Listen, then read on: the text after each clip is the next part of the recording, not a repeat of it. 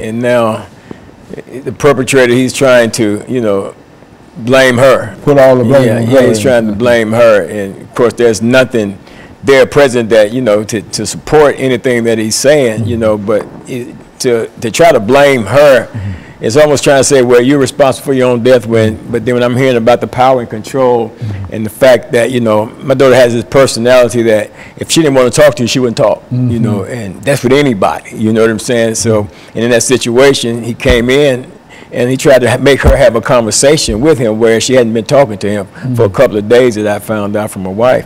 And he tried to make her talk to him. You know, this same thing he told me. And what I didn't know, I knew that when I picked him up, he had her car keys and her cell phone and stuff like that.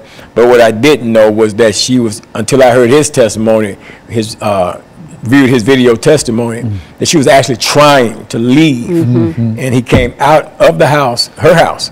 She was going to leave him in her house as she left, and get in her car and leave. And he came out in the yard and took her keys, physically took her keys from her, and then wouldn't give them back. And this how this whole thing began to escalate, you know. And then at the end of the day, my daughter's deceased. And now he's trying to wiggle his way out of it. And you know, I'm thankful that, you know, the district attorney's office is, you know, is fighting this thing, you know, and I believe that, you know, we'll overcome in the situation. You know, and then you think about, you know, it's a lot of young women, you know, that will move these guys into their houses and stuff like that without really even knowing these people and who they are and stuff. And this guy, he seemed to be an okay guy, you know what I'm saying? But at the end of the day, you know, it turned out, you know, differently. You know, now my daughter's 24-year-old daughter is deceased, you know, murdered by somebody that I thought was okay, my wife thought was okay, because like I said,